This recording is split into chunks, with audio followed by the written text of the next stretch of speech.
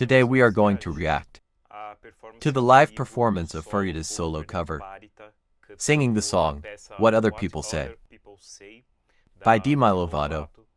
This song is a lament about someone who regrets having followed social pressure and what other people thought of them, but now they regret it. I want to let people who are new to this channel know that I already have 2 reaction videos where I have analyzed Pharita's technique.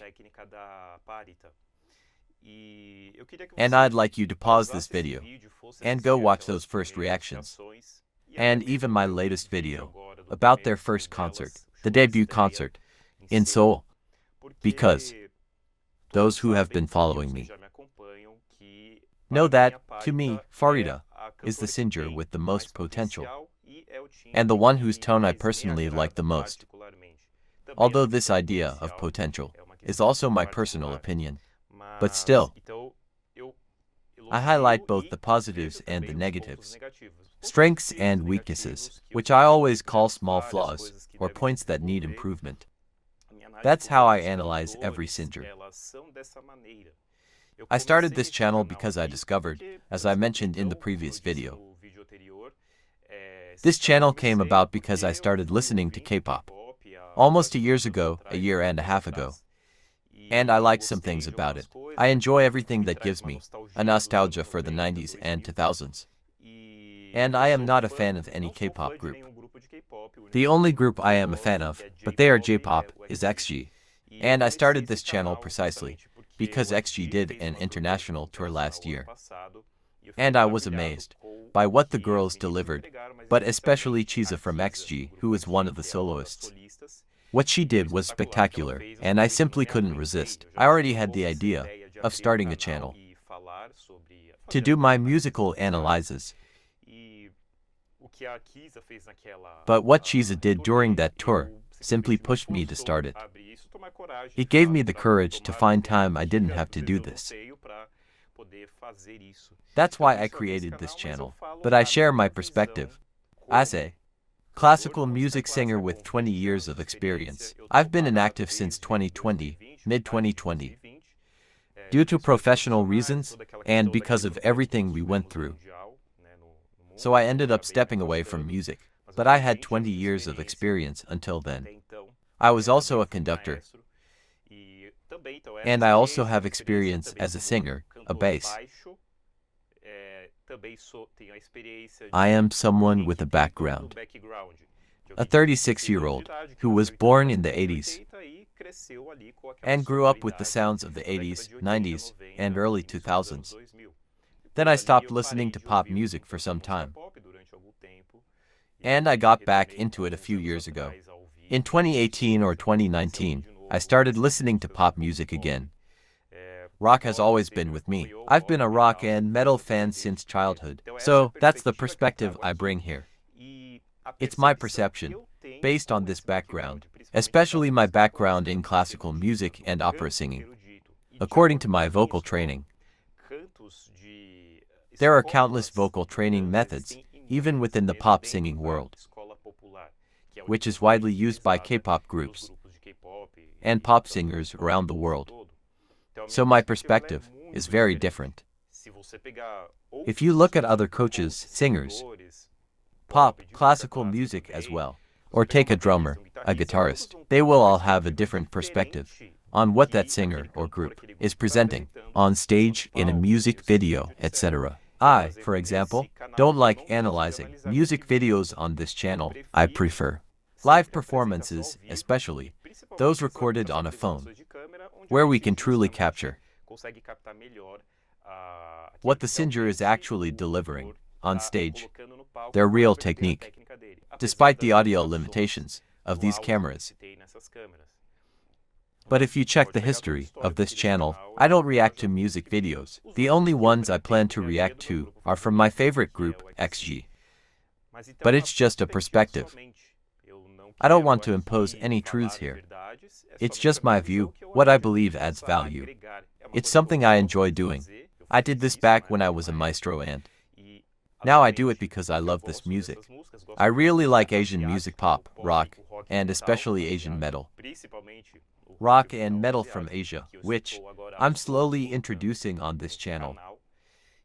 So, this is just my perspective, and I never want, and you will never, see on this channel.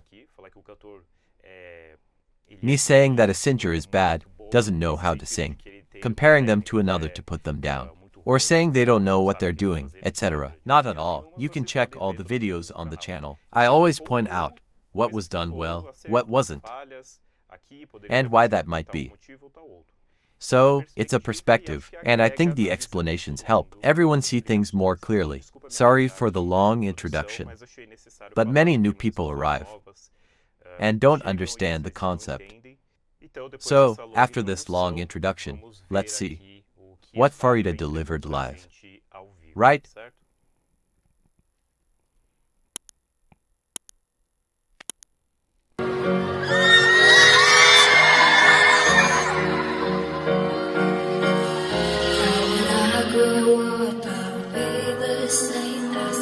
Who gave me my last name? I will not give in, I will not partake in the same old dreams everyone else takes. I'm back. Here, at the beginning, when she places her voice in this mid-range region, in what I call the cheek area, she places the voice on the palate. As I mentioned in other videos, she has a voice that projects upward. The resonance goes to this mid-cheek area, the vocal area, the mouth, and she directs it upward. Her voice flows effortlessly, and some notes she places in this configuration perfectly. I'd say in about 50% of the notes of the melodies, she manages to do this. And sometimes she shifts. She moves it forward in her mouth. She brings it from the back to the front, due to the articulation demanded by the lyrics. And then she loses a bit of precision. Here, she seems to have a bit of that tension of performing her first solo on this tour, etc. We can notice slight, almost imperceptible details only noticeable to my ear, and to those with a sharper musical perception. Small tremors only in the lower notes, but only when she places it more forward, not where she usually does. But she did well in this beginning.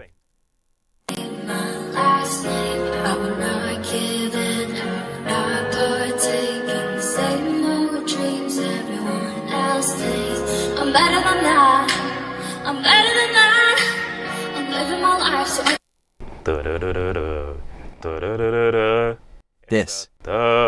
This is her mid-range.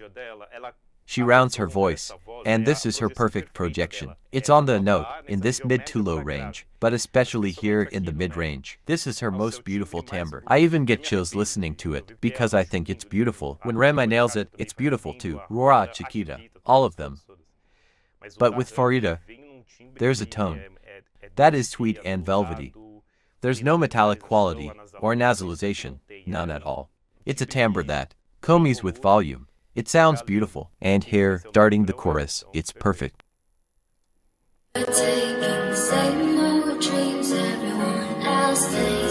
better than that. I'm better than that. I'm living my life so I go to heaven and never come back. But look where I'm at. Look where I'm at. I'm living the life that I said I wouldn't wanna go back. Perfectly placed. Now, stay calm. I might say a few things here that you need to listen to carefully and not think that I'm criticizing her. Relax. I'm going to point out a few things here. I've listened to this song in previous recordings. This recording has a very good sound. Very good in quotes, but much better than the previous recordings. Now, this is the first time I'm listening to this recording. I want to see if the impressions I had before match what I hear now. And maybe it's not the perspective that many people have been saying, which I understand, but I'll talk about that in a moment. Never come back. But look where I'm at. Look where I'm at. I'm living the life that I said I wouldn't wanna go back.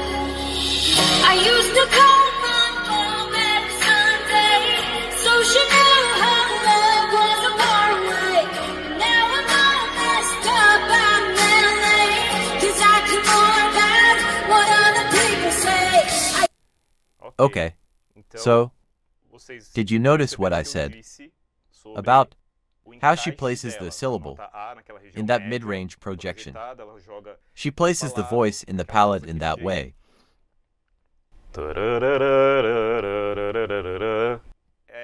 There are a lot of syllables, a lot of articulation. Here, she places the voice more towards the front of the tongue. So, as a result, she also applies some pressure at the base of the tongue in the back, and also on the upper part of the palate. She adds some pressure so she can articulate, and this causes her to lose the projection she had before, which sounded beautiful. So she presses, and other harmonics start to appear. Her voice gets a slight raspiness, which personally doesn't appeal to me. That's just my personal preference. There is no pitch issue, but there are register inconsistencies in this section.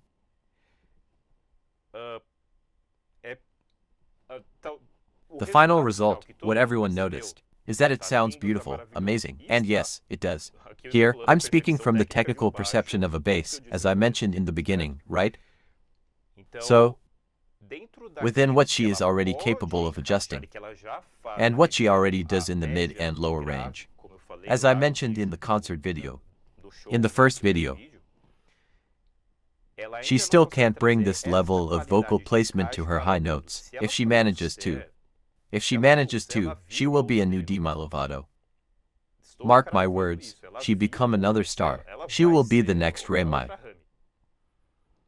It's difficult, the 6, the 7, but there's also the rapper, whom I can't really evaluate. Sorry, but the 7 of them are soloists. And there's no point in arguing about which one is the best, because they have different qualities, you know? Here, I'm just expressing my personal preference. So, I think her voice has the potential to be the most spectacular of all, but she just needs that. I didn't like her high note here.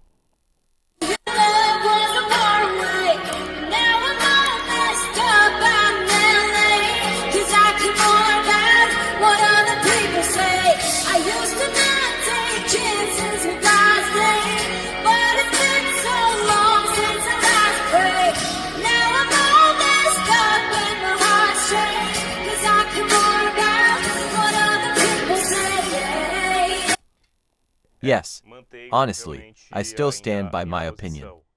She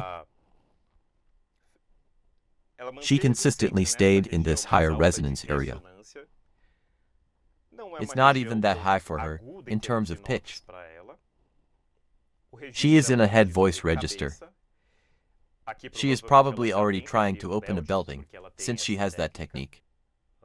That's where she gains more projection and brightness, exactly.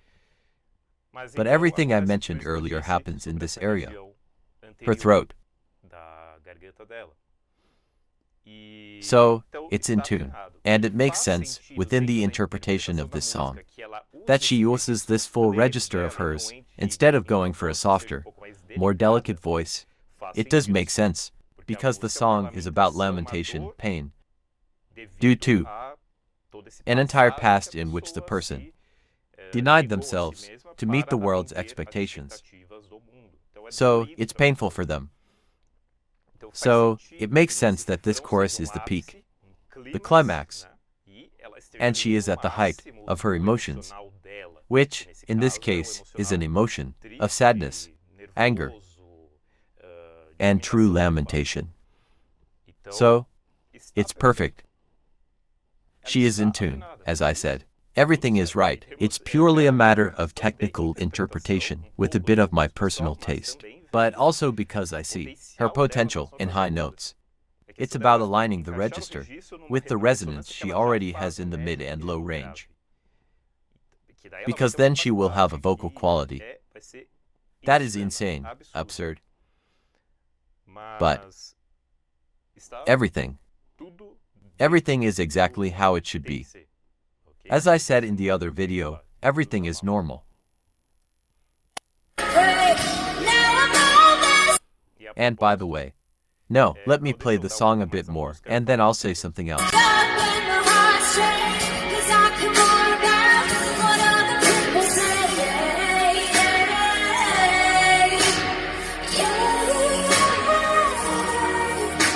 The falsetto.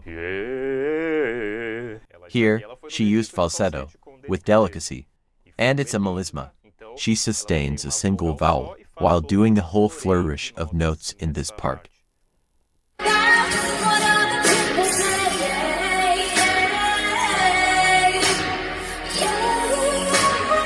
Falsetto. She transitioned from mid-range to falsetto. A backing vocal in the background.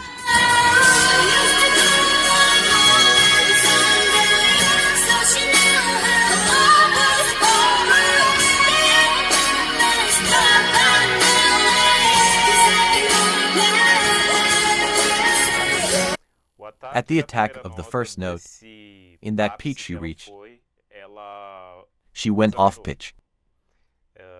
Maybe on the first two notes. Normal. Relax. It's all good. It's just that she went straight for head voice, belting, on a high note, though not extremely high. And she needed to go full voice. She attacked the note. Ended up moving as well, but lacked precision.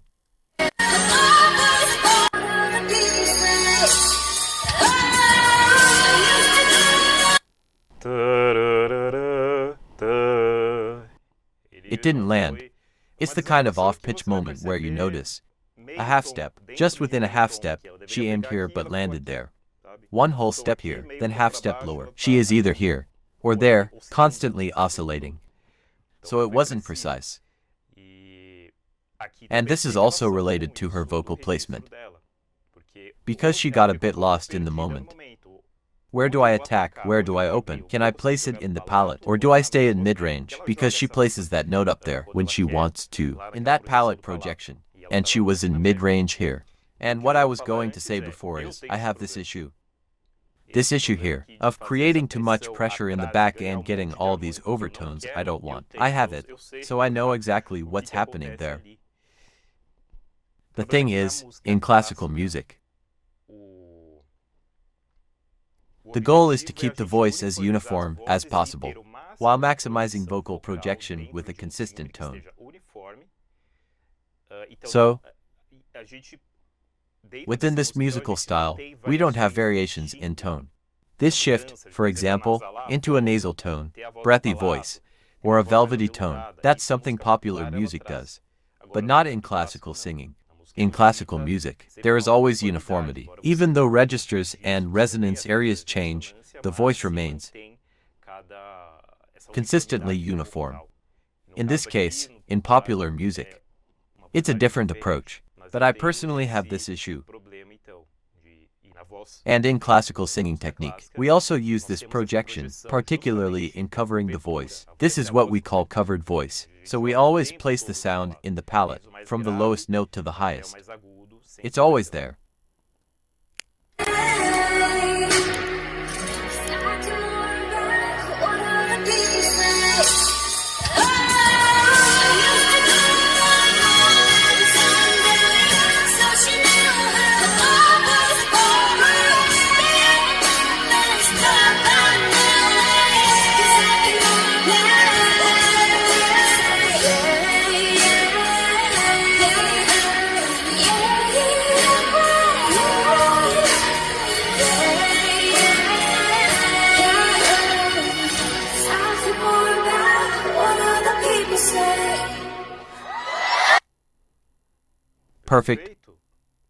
Perfect, within what she delivered, in what she intended to deliver. She's a girl, young, a teenager.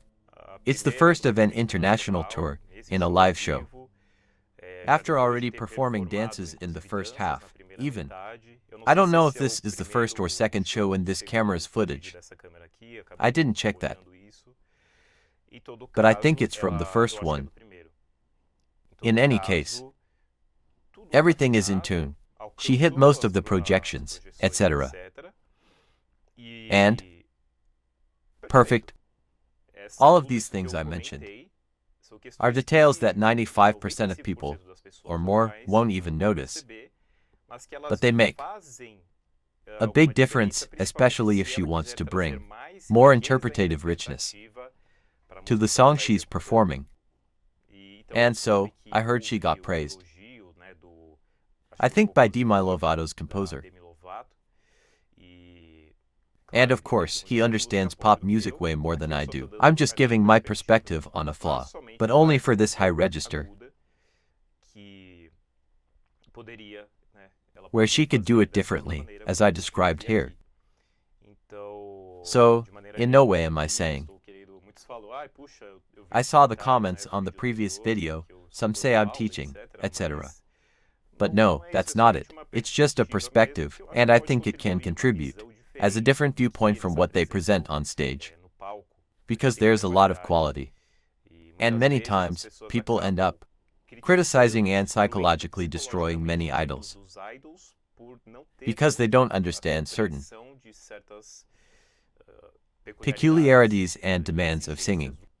So they think the singer went off key, so they must be bad. They can't sing, and then they go and throw hate at them. And they shouldn't do that. Right? So I believe that's it. This is my perspective on what I saw. Again, Pharita has a charming voice. She's my favorite in the group. And in 2 years, she'd be soaring. So if you like this video, leave your like and comment down below. Also, subscribe to the channel to see more videos like this. And consider buying me a coffee, of any amount, through the Super Thanks button, or the link in the pinned comment for PayPal. There will also be videos on Patreon. Soon, I'll be launching a Patreon. If it's already open, I don't know when you'll watch this video. The link will be available below. So that's it, right? See you later.